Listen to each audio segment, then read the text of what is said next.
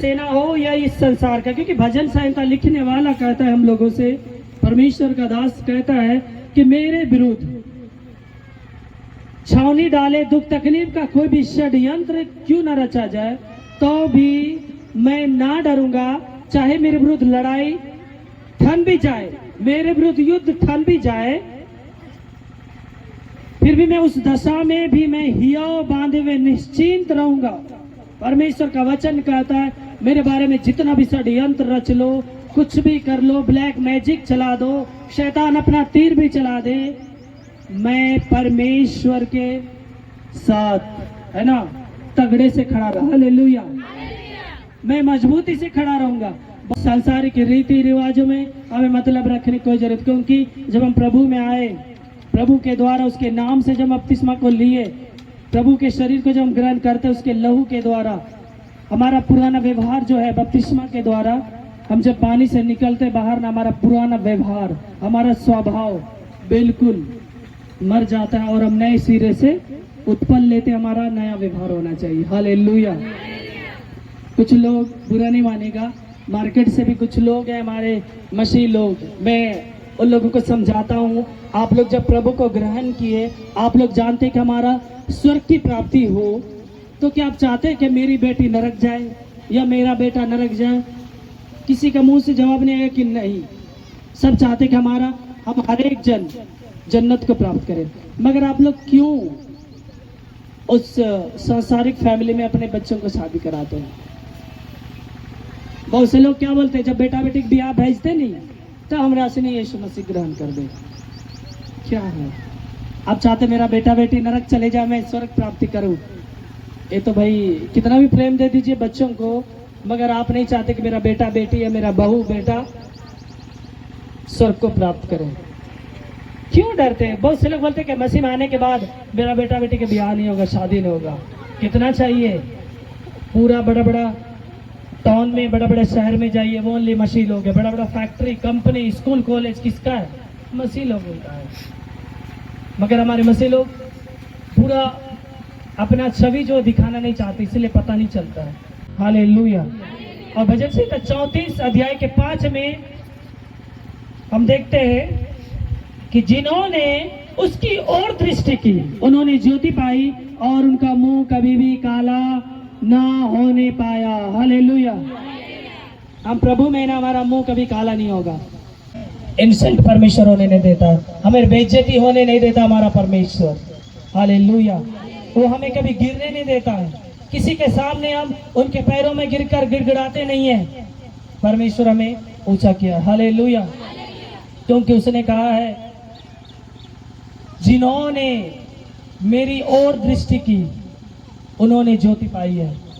जितने लोग प्रभु की ओर आए, जितने लोग प्रभु के अनुसार चले, जितने लोग बपतिस्मा को ग्रहण किए, जितने लोग प्रभु भोज को ग्रहण किए, अच्छा व्यवहार को अपनाए, नशा पान को छोड़े, झूठा गवाही नहीं दिए, एक परमेश्वर को माने, वे लोग प्रभु की ज्योति को पाए। वे लोग जानते हैं अंधकार से निकले हैं वे लोग, और आज वे लोग प्रभु की ओर है।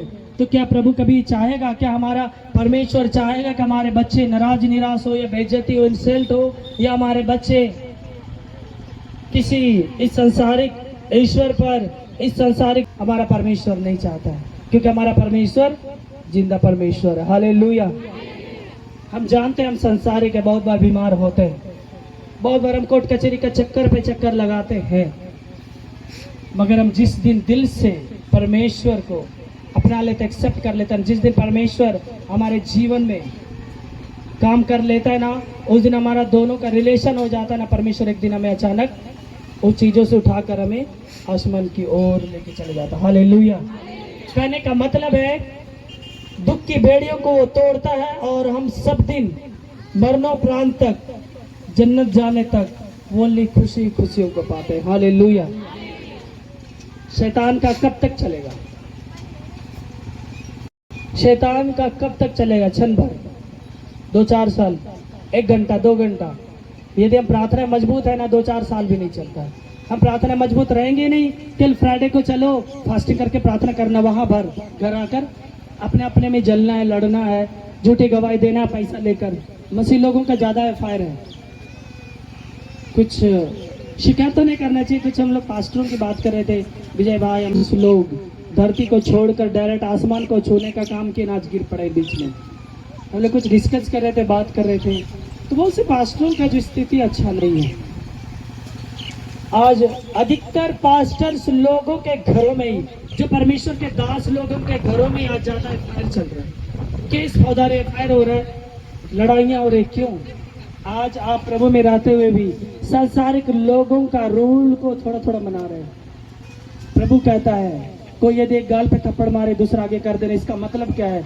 उसने कहा यदि अगला गलती कर रहा हो, अगला यदि संसारिक रूलों को जी रहा हो, उसको समझ में नहीं आता है, तो माफ कर दो उसको, आशीर्वाद का कारण बनो, दुआ करो, परमेश्वर अपने दे देगा। मगर लोग तुरंत जमीन जायदाद का टेंशन एक भी था तुरंत एफआईआर कर देते हैं मसीह लोग। और क्या कहते हैं, मास्टर जी एंथोनी ब्रदर, थोड़ा सा मैं फलना को केस किया हूँ, एफआईआर किया हूँ, मेरा जीत होना चाहिए, मेरे लिए दुआ कर दीजिए।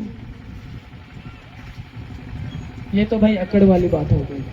अब प्रभु में है और इस टाइप का कर रहे हैं, मगर प्रभु अपने वचनों में क्या कर रहा है?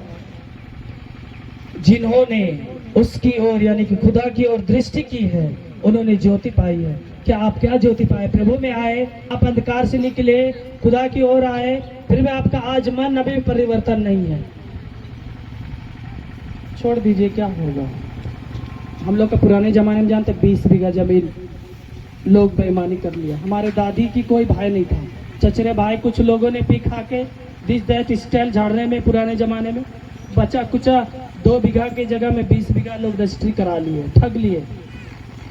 उसके चचेरे भाई लोग बेचवा दिए और जो लेने वाले थे उन लोगों ने भी लूट लिया। तो क्या हो गया? आज हम लोग क्या उनसे भी बहुत अच्छे, क्योंकि प्रभु ने अच्छा रखा है। आज उनके यहाँ जानते हैं खाना कभी कभी नहीं बनता, मुड़ी ही खा के रहते हैं। कभी कभी ऐसा हो जाता है उनके, अभी भी हमको लगता है 10 एफआईआर चलता होगा। हम लोग कुछ नहीं किए, जाओ आजादी करना आया, हालेलुया, ताकि मैं संसार में उड़ूं और प्रभु के नाम से फ्री रहूं। अब ये लोग डर डर के जीते। अच्छा घर नहीं है, जमीन जायदाद तो है, खेती बाड़ी तो होता है, खाने के लिए मिलता, कहाँ गया?